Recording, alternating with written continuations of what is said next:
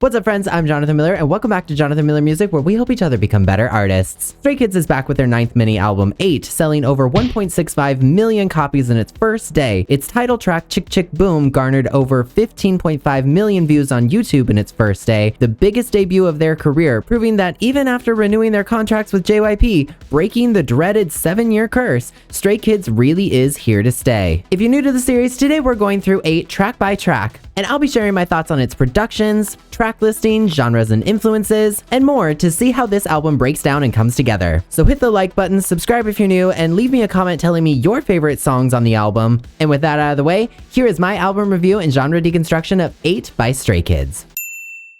This is literally one of the best songs Stray Kids has ever created. Its larger-than-life production has the energy that only Stray Kids can bring. The opening vocalizations are magnetic, and Changbin's rap in Mountains is especially impressive. It just kept going. And I love when songs highlight specific talents of members very well. The arrangement and the flow of the song just keeps you guessing, but it always finds a way to come back to its hooky center. This is what Stray Kids does best, and Mountains is an excellent album opener because of it.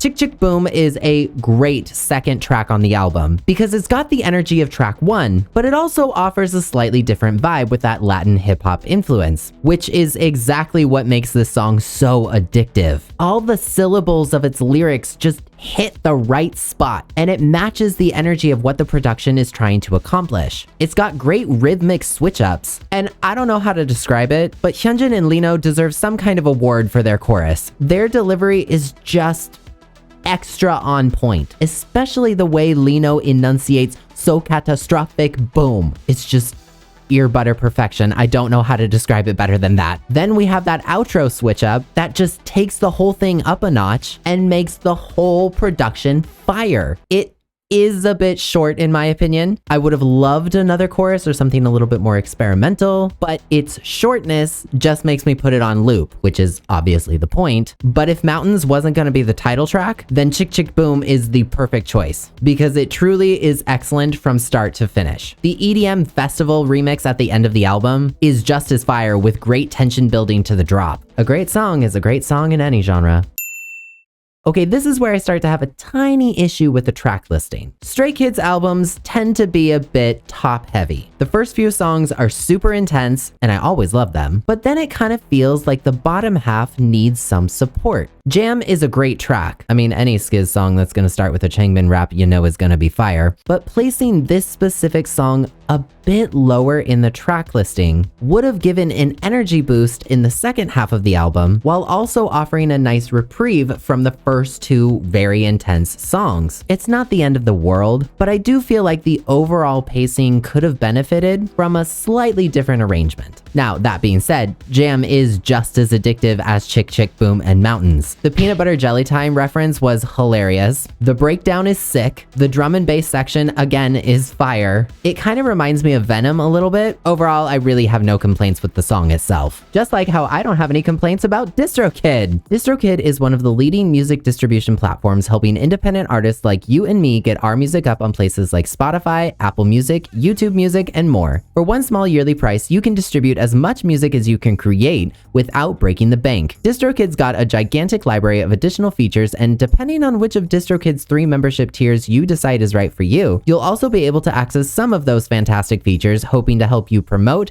manage, and grow your music career. Uploading a song is easy with DistroKid. Simply pick which stores you want your song to go to, mark if it's been previously released or not, pick your release date and record label, select the language your music is in, and pick the genres. Add your cover art according to the specifications, add your song title, and mark if there's a featured artist or not. Add all your songwriter information, mark if your track has explicit lyrics or not, if it's a radio edit or if it's instrumental, pick your preview clip time and track price, then select any extras you want to add, mark all the important checkboxes, and then hit upload. Use my special VIP link to save yourself 7% on your first year's membership with DistroKid. Link is in the description.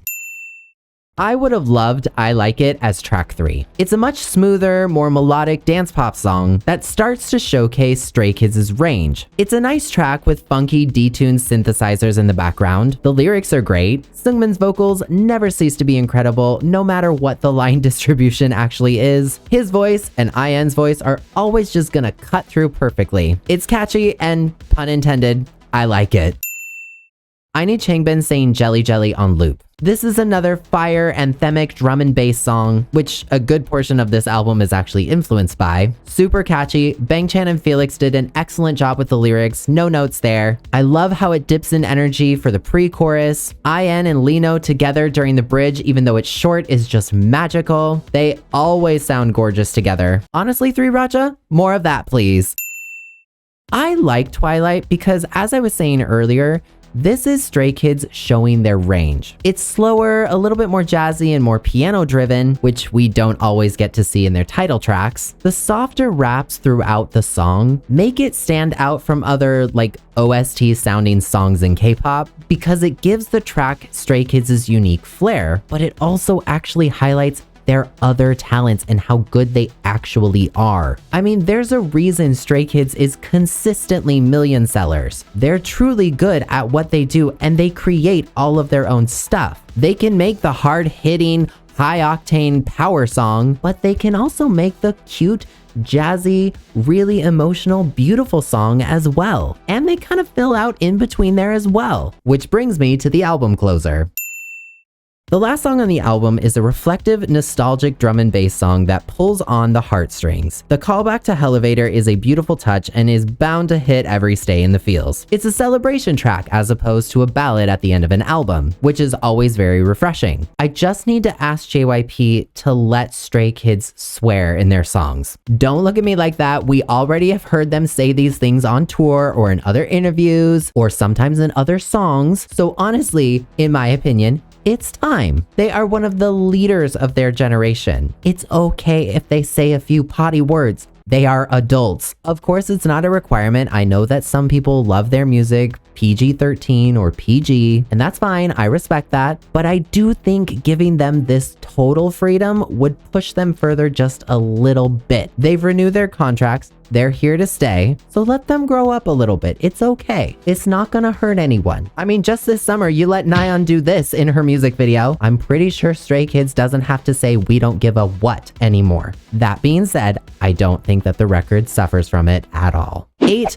Like most Stray Kids albums, contains quite a few genres and influences. It does some really cool things, so here's how I'd break it down. I put its umbrella genre as K-pop because you know the drill, umbrella genres are just the easy label to put on things, but I'd say its subgenre is going to be rap. Rap and hip-hop often go together but are actually 2 distinct genres. Rap is a cornerstone to Stray Kids songs, so it's no surprise that every song contains elements of rap in them. I'd put its niche as EDM. EDM is a broad genre of danceable music and is largely where Stray Kids gets their instrumentations and progressions from. 99% of the tracks are electronic with pop and dance influences, so keeping this broad is both specific and all-encompassing in this instance. Its micro niche is going to be drum and bass, a genre that Stray Kids really played around with on this record, giving it a very unique feel in their discography, giving us a K-pop album with heavy influences of drill, Latin hip-hop, and R&B, utilizing predominantly EDM song structures with rap and hip-hop constructions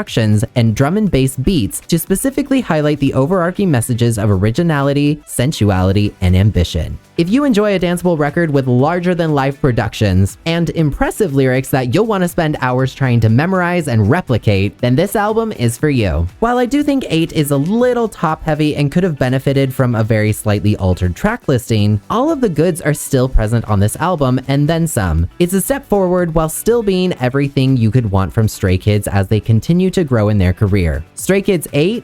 More like devoured if you ask me.